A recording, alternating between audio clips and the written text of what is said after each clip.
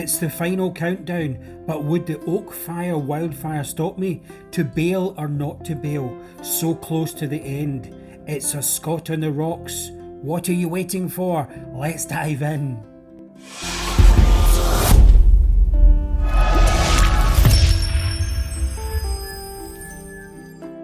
Hello, Hendo here, and welcome to part 4, the final episode in my 2022 John Muir Trail hike, mile 167 to 250, days 16 to 19, over Donahue Pass, moving through wilderness areas and into Yosemite Valley.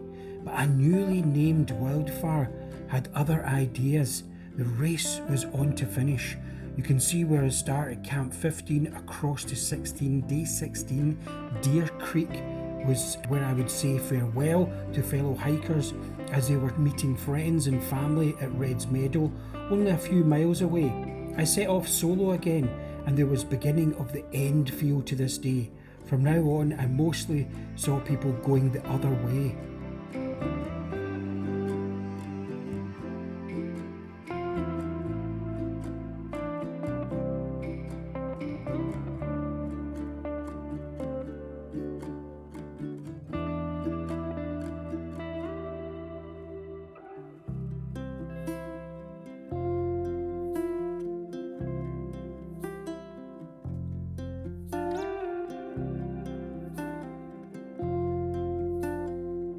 Marching down to Red's past Crater Meadow, I'd seen so many fallen trees in the trail, many succumbing to an invasive beetle.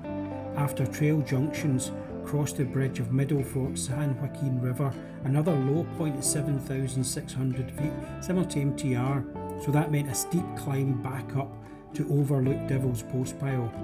Lunch with feet soaking in Minaret Creek, and the heat drained all my energy in the afternoon sun.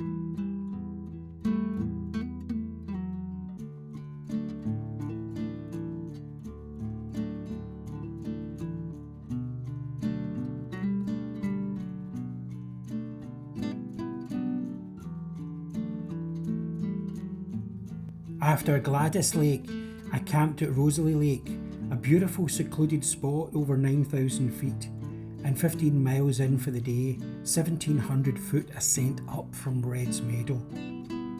On day 17 I started early with steep switchbacks down to Shadow Lake.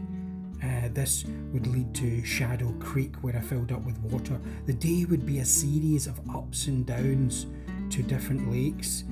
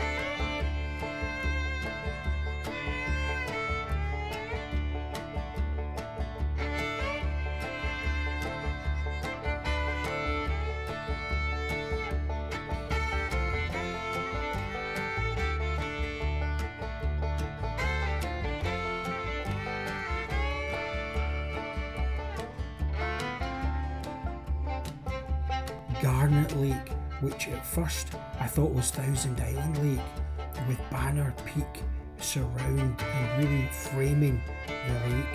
Had lunch at a shady spot beside Ruby Lake, which was really beautiful, kind of reminded me of Rosalie Lake.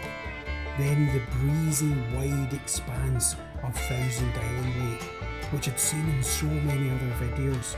Picture postcard views as I headed up to Island Pass.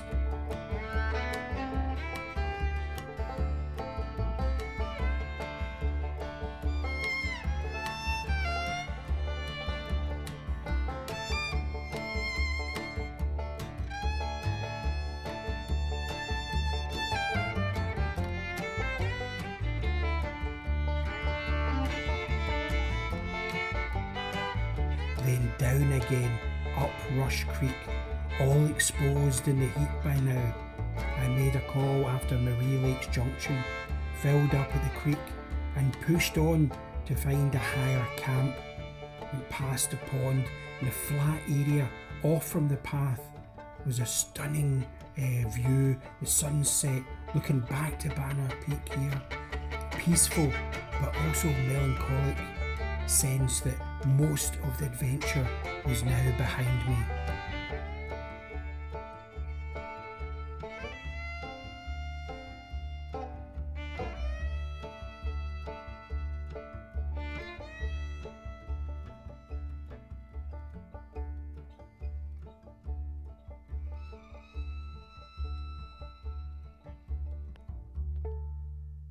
Now on to day 18, a day of drama ahead. Camping high at around 10,200 feet had meant an easier ascent over Donahue Pass, only 800 feet to reach over 11,000 feet, and made it by about 8:30 in the morning. Same time roughly as Muir Pass and Forester Pass before it.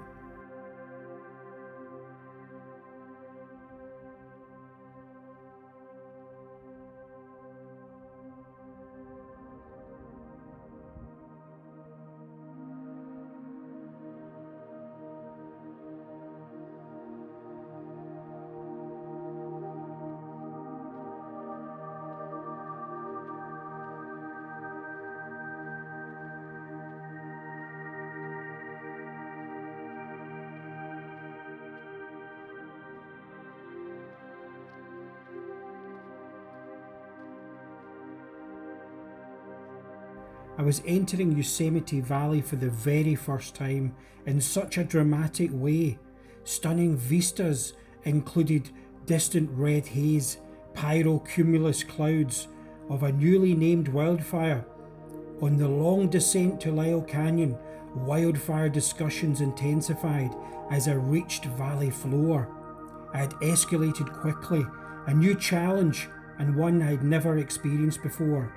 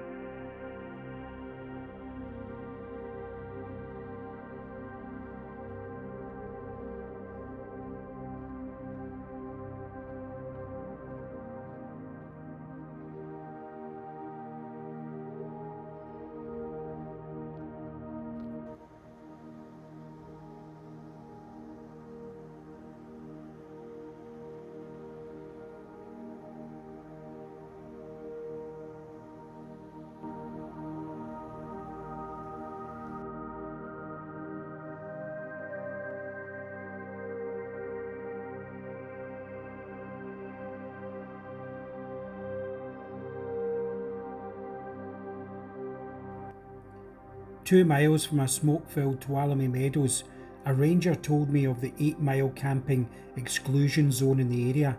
I'd already hiked 15 miles to get there. Tuolumne Meadows was my twilight zone for me. Poor trail signage at Lyle Fork, the camping ban and thick wildfire smoke had me in a sweat. All I wanted to do was get to Tuolumne Meadows store for sodas. I made it to the ranger station dishevelled, and eventually to the store where I had Coke, Snapples, ice cream and candy to thirst my smoke-dried throat. Other hikers were bemused by the signage too, so I wasn't alone.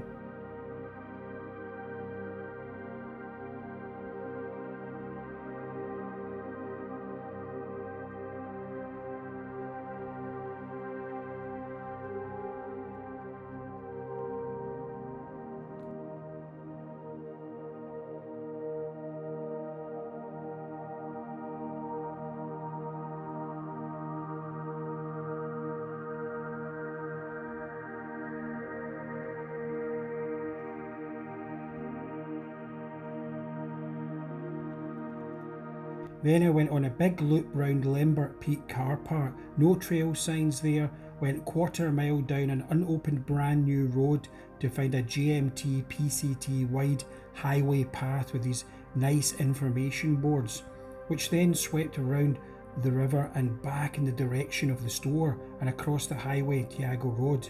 I was utterly confused and knackered by now. I'm sure the signage will improve, and I guess because I'm not a local, it was quite difficult to know where to go.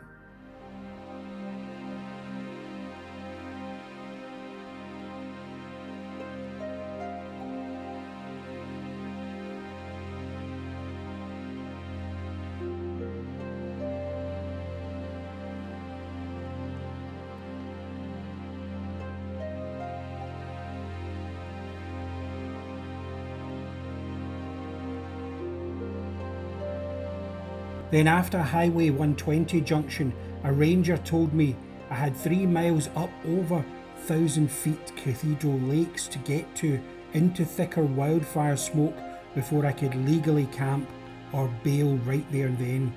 The adrenaline kicked in and I pushed on up the steep forest track. It was an eerie atmosphere in the thickening wood smoke, fading light, dark shapes in the trees. I'd never done this and was anxious of my chances.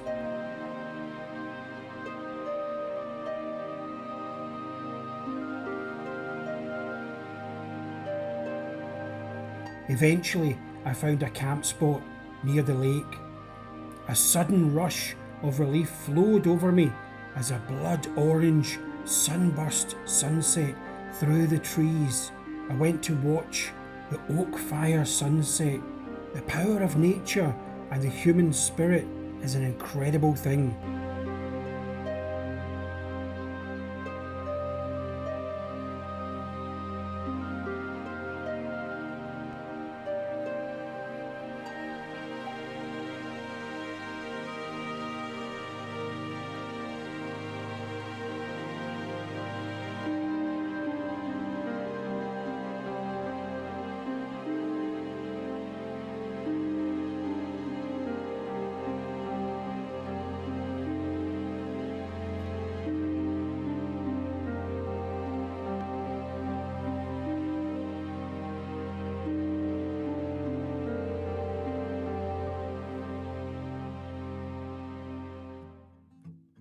And finally, day 19, the final countdown. I wasn't sure if this would be my last day, but I was relieved the smoke hadn't engulfed me in the night.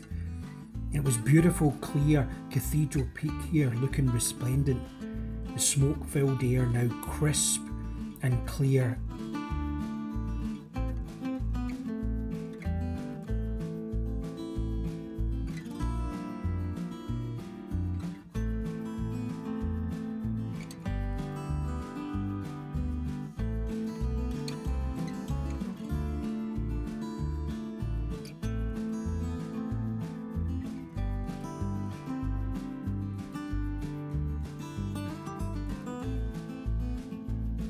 Alpine meadows, reminiscent of my time in Provence, surrounded, and meadow flowers purple daisies like an airstrip along the path guiding me, all reminded me of my mother.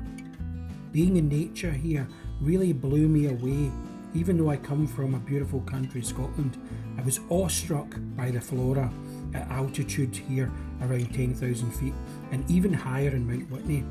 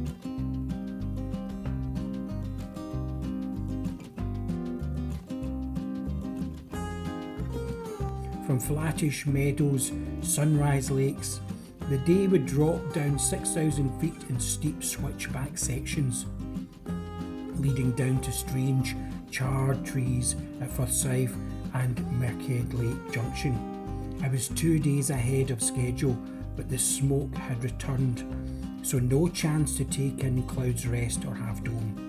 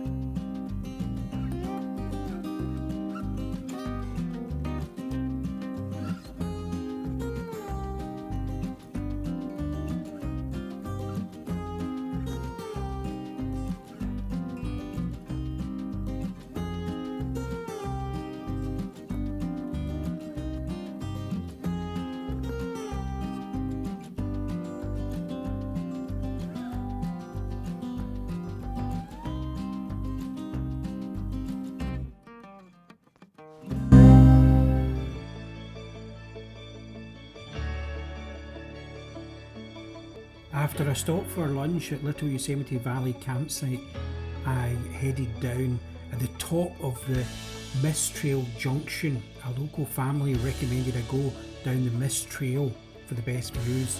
Nevada Fall was simply incredible, even in poor visibility.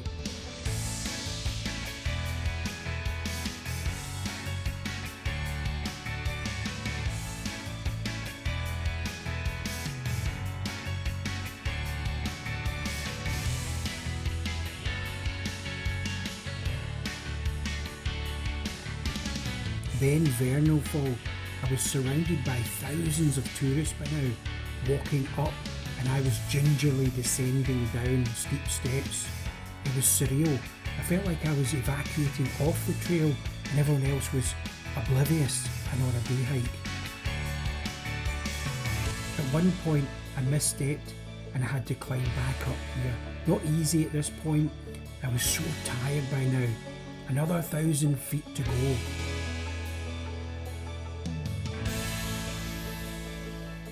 Happy Isles, the trailhead just ahead, and the last 19 days in the trail flooded to a moment. Among the crowds, I felt alone, emptied. I had no trail buddy to high-five and celebrate. One regret that I would have. And at the trailhead, I couldn't find somebody to take a photo, so I took a selfie instead. And also, I couldn't find the mileage sign that everyone takes a photo of. After 250 miles, my GMT adventure was over. It was a big life experience. Back to nature. So many memories. This is from Yosemite Facebook page of the day I finished 2:30 PM at happy hours, my footage looks much clearer than the naked eye. I couldn't see the mountains around me. Getting off the trail, a shuttle bus full of tourists to the visitor centre and a yachts bus was leaving for Fresno. The Highway 140 was closed. On the way to Fresno, the bus stopped at Fish Camp, which sold wildfire t-shirts, which I thought was odd since we'd passed so many tearful firefighters nearby. A week after I finished, there were terrible storms, so I was very lucky to finish the JMT. Would I recommend it? Yes. I hope you enjoyed the series. Thanks for watching. Until next time, Slán Java.